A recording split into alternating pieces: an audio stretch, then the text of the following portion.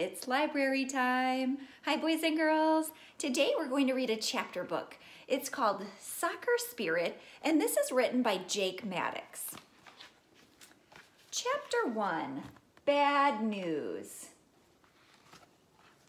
Anna Reed crouched slightly in the goal and squinted up the field. She smiled as she watched Brittany West kick the soccer ball down the empty field they used for practice. Brittany was a great ball handler. She was also Anna's best friend. "You can't stop me," Brittany yelled as she moved closer to the goal. Anna watched Brittany's feet carefully. She stayed ready to pounce. Brittany was tricky. She made goalies think she was shooting low. Then she would go high with her shot. She was also good at faking left, then shooting right. Brittany planted her left foot and got ready to shoot. Anna bent down and bounced slightly, ready to block. It looked like Brittany was shooting right. Then Brittany kicked. Just at the last second, Anna realized the shot was going left. She leaped across the goal just before the ball flew into the net. Anna was able to tap it with her left hand. It went off course and missed the net. Anna hit the ground hard, but she was smiling. She stood up and brushed the dirt off her t-shirt and shorts. "Nice shot, Brittany," Anna said to her friend, "but not nice enough." "How'd you know I was going left?" Brittany asked. "I was sure you'd think I was going right." Anna shrugged. "Just psychic, I guess," she said, smiling. "Anyway, that was a great shot. Eastside doesn't stand a chance this year." Eastside Middle School was their school's biggest rival in girls' soccer. "Especially with you in goal," Brittany replied. Anna sighed. "Looks like it's getting late," she said. "Oh, I better get home." Brittany nodded. "Yeah," she said, "dinner's probably waiting for me too." "See you tomorrow," Anna said. Brittany rolled her eyes. "First day of school," she said. "Oh, joy." Anna waved, then she jogged home. "Dad," Anna called as she walked into her apartment. "I'm home." She walked into the TV room. Her dad put down his newspaper. "There's mail for you," he said, "from school." "From school," Anna said, worried. Mail from school was usually bad news, but she hadn't even started class yet. "Have a seat," Dad said. He picked up a letter from the coffee table in front of him. After a quick glance at it, he handed it to Anna. "Who is it from?" Anna asked. "Well, read it," Dad replied. Anna read the letter. It was from Coach Zimmerman, the girls' soccer coach. "What?" Anna yelled as she reached the last line. "I can't believe this." "I know," Dad replied. "I can understand why you'd be upset." "I have to call Brittany," Anna replied. Dad nodded. "Okay," he said. "Try to be quick, though. Dinner is ready." Anna ran to her bedroom and quickly dialed Brittany's house. "Did you hear?" Anna practically yelled into the phone.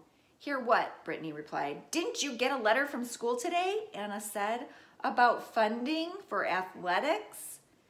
"Yes, I did," Brittany said. "What are we going to do?" "No funding means no girls' soccer team this year." Chapter 2, Combined. "This is the worst news ever," Jasmine Alito said the next day at lunch. She stared down at her green beans. Jasmine was the best defender on Lincoln Middle School girls' soccer team, the Eagles. Even though Jasmine was much taller than Anna and Brittany, she was like a little sister to them. They were all in 8th grade, but Jasmine skipped a grade and was a year younger. "Jasmine's right," Anna said. "How are we going to survive school without the soccer team?" she asked. "There's Coach Zimmerman," Jasmine said. She jumped up and walked over to Coach. Anna and Brittany followed her. "Coach," Anna called. "Hi, girls," the coach replied. She looked worried and upset. "Coach Z, tell us what's going on," Jasmine said. "No girls' soccer team this year?" Coach Zimmerman frowned. "I'm afraid that's right, Jasmine," she replied. "We just couldn't afford to have a girls' soccer team at Lincoln this year." "But there's going to be a boys' team," Anna pointed out. "That's not fair." Coach Zimmerman shook her head.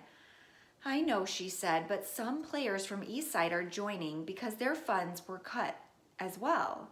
The girls' team would only have had You three plus Diana and Eve. That's not even enough for a starting lineup. We probably would have had to cancel the team anyway, even without the funding cut. All the schools in the county are being affected. But we want to play, Anna said. Yeah, Brittany added. Coach Zimmerman sighed. I know. I think we've figured something out. She replied, I'm on my way to meet with Principal Jackson right now about an idea that might work. The coach patted Anna on the shoulder and tried to smile. Then she walked off toward the principal's office. As Anna, Brittany, and Jasmine sat in class an hour later, Principal Jackson's voice crackled over the PA system. Attention, attention, the principal's voice said. Any girls who wish to play soccer this season should meet with Coach Zimmerman immediately after school today. The principal continued, due to a lack of funds for soccer at our school and Eastside Middle School, the teams have been combined. What? Half the class said at once. No way, Jasmine said. Anna's mouth hung open. We have to play with Eastside? She said. Our biggest rivals?